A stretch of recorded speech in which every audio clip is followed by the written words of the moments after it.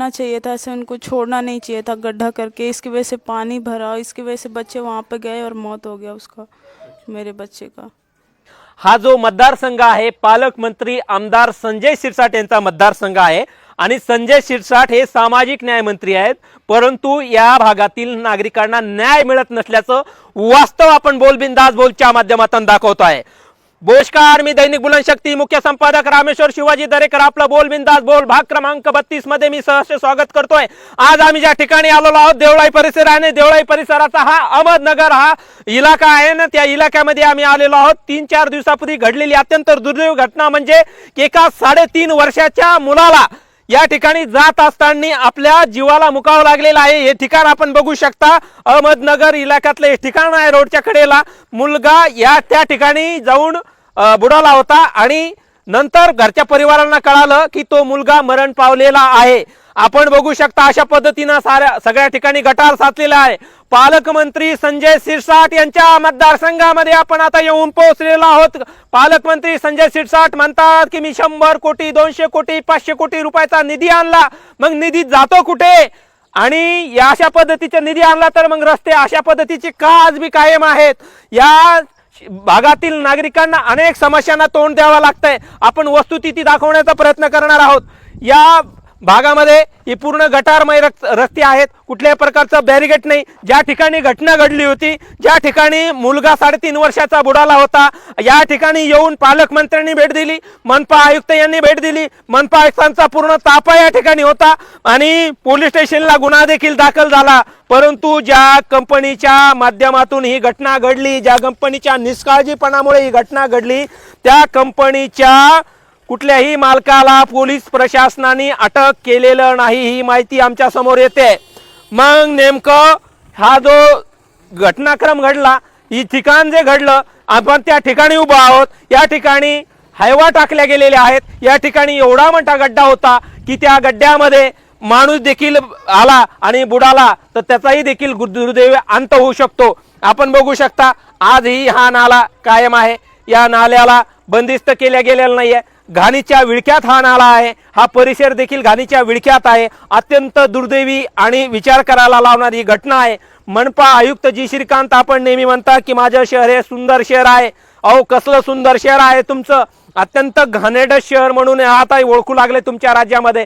जर 31 भर पोटासाठी भरण्यासाठी जर राज्यातून जर इथं लोक येत असतील आणि त्या बाळाला जर 3.5 वर्षाचा आपला जीव गमवावा लागत असेल तर याच्यापेक्षा दुर्दैवी घटना कुठली असू शकते? संजय शिरसाट यांनी भेट दिली आणि त्या भेटीमध्ये त्यांनी सगळ्या महानगरपालिकेच्या अधिकाऱ्यांना सुनावलं की बॅरिगेटिंग लावण्यात यावं, परंतु आजही 4-5 दिवस झाले उलटली, परंतु इथं बॅरिगेटिंग केल्या गेलेलं नाही।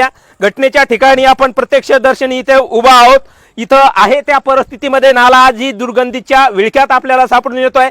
कुठल्याही प्रकारचं संरक्षण भिंत या ठिकाणी झालेली नाहीये, कुठल्याही प्रकारचा एक खडी किंवा मुरुम या ठिकाणी टाकण्यात आलेला नाहीये। म्हणजे फक्त बोलायचं आणि वेळ हाणून न्यायची, नंतर काय खलबत्त शिजलंय पालकमंत्री महोदय तुम्ही उत्तर द्यायलाच पाहिजे। छत्रपती संभाजीनगर औरंगाबाद शहरातील नागरिकांनी देखील प्रश्नाचं उत्तर पालकमंत्र्यांना विचारलं पाहिजे। मनपा आयुक्त आपण देखील आश्वासन दिलं की आम्ही कंपनीवरती कारवाई करू, मग काळ्या यादीत कंपनीचं नाव टाकणार आहात का? कंपनीच्या ठेकेदारावरती काय आपण गुन्हा दाखल करणार आहात महानगरपालिकेच्या वतीने? आणि जे त्यांना बिलं अदा करण्यात आली किंवा आता भविष्यात जी अदा करणार आहेत तो ठेका रद्द करणार आहात का? यासारख्या विविध प्रश्नांना आता चर्चेला उधाण आलेलं आहे। पुढे काय घडामोडी आहेत आपण थेट त्या परिवाराच्या जे काही आहेत दुःखद घटना घडलेल्या त्यांच्या आईवडिलांशी संवाद साधण्याचा प्रयत्न करणार आहोत। 3 वर्षाचा मुलगा या गटारामध्ये बुडून मृत्यू पावला, त्या मुलाचे वडील आहेत। या ठिकाणी येऊन पालकमंत्री यांनी भेट दिली होती, तो क्या बोले थे उन्होंने बोले मेरे को 1-2 दिन में आपको जो भी मदद हो जाएगा, जो भी मदद होना है। तो उन्होंने मेरे को अभी तक कुछ भी मदद नहीं की है। अभी तक हमारे दोबारा उनको कार्यकर्ता भी कुछ कोई भी नहीं है अभी हमारे पूछने के लिए। अच्छा। अभी हमारे बच्चा 3.5 साल का था। उसका नाम था ईश्वर, नाम था उसका बच्चे का। मेरा आपका नाम? मेरा संदीप जनार्दन भास्कर नाम है पूरा। अच्छा। और कंपनी के मालिक जो थे वो आए थे मिलने? कंपनी के मालिक भी नहीं आया, कोई भी नहीं आया मेरे से मिलने के लिए। पुलिस स्टेशन में अरेस्ट हुआ कोई? कोई नहीं अरेस्ट हुआ। नहीं हुआ? नहीं। या ज्या मुलाचा मृत्यू झाला त्या मुलाची आई आपल्यासोबत आहे. आपण त्या मातेशी थेट संवाद साधणार आहोत. ताई, आपका नाम क्या है? रेखा, जोर से बोलो. रेखा संदीप भास्कर। अच्छा, आपका जो बच्चे का इंतकाल हुआ उसके बारे में आपका क्या कहना है? क्यों और कैसे हुआ ये हादसा? बस वो इधर साग दुकान पे गया था सामान लेने, तो खेलते खेलते वो उधर चला गया और उसमें गिर गया। उसमें पानी बहुत ज़्यादा भरा हुआ था। नाले में? हाँ, इसकी वजह से ऐसा हुआ। अच्छा. वो गिर गया, फिर उसके बाद में गई आधे घंटे बाद, फिर मैं देखी तो वो ऊपर नहीं था, उसमें मतलब तैर के ऊपर आ गया था ऐसा। पानी पी लिया था बहुत और नहीं था। अच्छा, उसके साथ में कौन था और बच्चा? और एक और बच्चा था मेरे पड़ोसी का। उसने बोला नहीं? नहीं, उसने आके बताया नहीं, वो बाद में बताया जब मैं उससे पूछी थी, फिर उसने बताया था, तब हम वहाँ पे गए थे। अच्छा, तो ये जो हादसा हुआ उसके बाद में पुलिस स्टेशन में क्या कार्रवाई हुई? पुलिस स्टेशन गए और केस किए, उनके ऊपर रिपोर्ट लिखवाए। लिखवाए? जी एफआईआर दर्ज हुआ? जी। जी. एफआईआर दर्ज होने के बाद आपको मिलने के लिए कौन कौन से नेता आए? नाम तो नहीं पता, पर बहुत लोग आए थे, बहुत नेता आए थे। अच्छा, ऐसा नाम नहीं पता उनका किसने मुझे। मदद की? क्या मदद की आपकी? अभी कुछ भी किसी ने मदद नहीं की है। नहीं की? करना चाहिए था ऐसे, उनको छोड़ना नहीं चाहिए था गड्ढा करके। इसकी वजह से पानी भरा, इसकी वजह से बच्चे वहाँ पे गए और मौत हो गया उसका, मेरे बच्चे का। आपण बघत आहात एका मातेचा हा जो हृदय पिळवटून टाकणारा प्रसंग आहे. प्रत्येकाने विचार केला पाहिजे अशा संदर्भामध्ये. मनपा आयुक्त आपण एकीकडे गोरगरिबांच्या घरावरती बुलडोजर फिरून गरिबांची घरं उद्ध्वस्त करायला निघालात, दुसरीकडे ज्या सुंदर शहराला सुंदर अधिक बनवण्यासाठी वेळ जर दिला आणि इथले पावसाळ्यातले रस्ते जर सुसज्ज केली, सिमेंटकरण केलं, त्याचं डांबरीकरण केलं आणि आजूबाजूच्या दुर्गंधयुक्त नाल्या जर सफाईच्या दुर्गंधीच्या विळख्यातून सफाईकडे जर नेल्या, तर ह्या ज्या घटना आज झालेल्या आहेत, एका आईला आपल्या 3.5-4 वर्षाच्या मुलाला मुकावं लागलेला आहे. त्या आईच्या हृदयामध्ये असणाऱ्या ज्या वेदना आहेत त्या आपण कल्पना करू शकणार नाही, अशा पद्धतीच्या त्या वेदना आहेत. आप का नाम क्या है? मेरा नाम सलीम हसन शेख है। ये हादसे के बारे में क्या ये जिस दिन मालूम हुआ हमने दवाखाने में लेके थे बच्चे को। अच्छा. हाँ, लेके तो आए थे, आज संजय सिरसाट साहब आए थे हमारे घर पे। वो बोले देते मुताला, पर अभी तक कुछ मिला ही नहीं उनको अभी। नहीं, अभी पुलिस स्टेशन से भी कोई आया, आज अटक होया नहीं, कुछ नहीं होया अभी। क्या हाँ, कहना चाहेंगे हादसे के बारे कुछ ना कुछ उनको मिलना चाहिए, हमारा ये कहना है। हाँ, पिताजी बच्चे के बारे में? में। कितने साल हुए यहाँ रह रहे आप? 10 साल हो गए हमारे यहाँ। हाँ, रोड कब होंगी? रोड तो अभी तक होया ही नहीं आकर रोड, जैसे कुछ गड्ढे गड्ढे ची पूरे रास्ते पे, रास्ता खराब है अभी पूरा। हाँ, फ्यूचर में कुछ हादसा हो सकता है तो इसको अभी तो इधर भी गड्ढा है बहुत बड़ा। अभी बच्चे रोज आ रहे जा रहे स्कूल में, इधर भी गड्ढा बहुत बड़ा है। बस के बाजू में इतना बड़ा गड्ढा है कि पूछते सुने, अभी बच्चों को डर लग रहा हमको। अच्छा. हाँ, थे साथ में? हाँ, याद आती उसकी? क्या याद आती? जो बोलते थे खेलते थे, खेलते थे? अच्छा. लगता बुरा लगता. ज्या लहान मुलाचा दुर्दैवी मृत्यू झाला, या अशाच पद्धतीची ही गटार आहे तिथून तिथून साचलेली. हा जो मतदारसंघ आहे पालकमंत्री आमदार संजय शिरसाट यांचा मतदारसंघ आहे आणि संजय शिरसाट हे सामाजिक न्याय मंत्री आहेत, परंतु या भागातील नागरिकांना न्याय मिळत नसल्याचं वास्तव आपण बोलबिंदास बोलच्या माध्यमातून दाखवतो आहे. बोलबिंदास बोलमध्ये महानगरपालिका आयुक्त उघडा डोळे बघा नीट, या ठिकाणी गटार साचली आहे. गटारात रोड साचलाय आणि रोडमध्ये गटार साचले आणि अशा पद्धतीचं ही परिस्थिती आहे. इथनं येताना जाताना शाळकरी मुलं असतील, माझं हाईट जास्त आहे आणि जर याच्या हाईटची मुलं असली, इथं जर पाऊस चालू असला आणि या पावसाच्या गड्ड्यामध्ये येणारी जाणारी मुलं जर फसली तर अचानकपणे मृत्यू होऊ शकतो. अनेक मृत्यू आताही देखील या भविष्यामध्ये होऊ शकतात, ही शक्यता नाकारता येणार नाही. ही पूर्ण गटार आहे, आपण बघू शकता पूर्ण गटार आहे. आता 3 दिवस झाले पाऊस नाही आहे, तरी पण गटार साचलेले आहे. येणाऱ्या जाणाऱ्या नागरिकांना अनेक समस्यांना तोंड द्यावा लागत आहे. दादी आपको रोड बनना भैया, हमारे ये बच्चे स्कूल में जाते वो होते, ये कल के को आज उसका ये होया, कल के को हमारे जाएंगे आएंगे, बहुत दिक्कत है हमको रोड से। मनपा 2-3 साल से ये खोद के डाले हुए हैं, हमारे को बहुत परेशानी हो रही। बुढ़े डांडे गिरते पड़ते आते, बच्चे गिर रहे बार बार। एक बच्चे का ऐसा हो गया, ऐसा हादसा हो रहा हमारे साथ बार बार। ऐसा नहीं होना चाहिए। 3 साल से रास्ते का काम चालू है, चालू नहीं कर रहे। अभी गड्ढा मुछा डाले, वैसा नहीं करो, क्लियर रोड बना दो हमको, ये बस यही मांगी हमारी, और कुछ नहीं। जो घटना हुई इसके बारे में आप क्या कहेंगे? आप थे क्या वहाँ पे? हाँ, क्या हुआ है था? ना। वो नीचे गिर गया था, बच्चा औंधा था, ऊपर आ गया था, तो फिर वो बच्चे को, जब बच्ची की मम्मी नीचे उतरी और मैंने और वो बच्ची की मम्मी ने निकाले। हाँ, तो जो ऊपर बच्चा था कितने साल का था वो? 3.5 साल का। 3.5 साल का।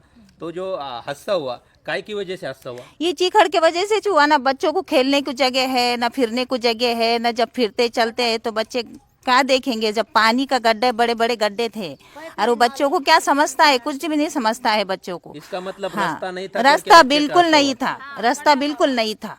एक पाइप डाला हुआ था, रास्ता बिल्कुल नहीं था, और बच्चा जो है तो वो पानी के रास्ते के जरिए से जाते जाते जो है तो उसमें गिर गया। एक ही इलाके में यहाँ पे सीमेंट का रोड नहीं दिख रहा, ना डांबर का रोड दिख रहा है? कुछ भी नहीं है यहाँ, ना डेनिस है, ना कुछ रास्ता है, ना कुछ पानी की सुविधा। दीदी ये देखो सर, उस दिन जो हादसा हुआ, उस दिन वो जो लड़का गया, मतलब गड्ढे थे, और जो हमारा पहले रास्ता था वहाँ से गाड़ी गुजरती थी, लेकिन वो गड्ढे नहीं रहते थे, रास्ता रहता था, तो लड़का गुजरता नहीं था। किसी ने तो देखा ही होता ना, इधर से भी गड्ढा था, इधर से भी गड्ढा था, बारिश का मौसम था, बारिश उस दिन आई थी, इसलिए वहाँ से कोई गया ही नहीं, रास्ते के लिए कोई गया ही नहीं। और हमने वो काम चालू था तो हमने बोले थे तुम्हारा जो काम हुआ उसको मुचा दो, लेकिन किसी ने हमारा दिल पे लिया ही नहीं।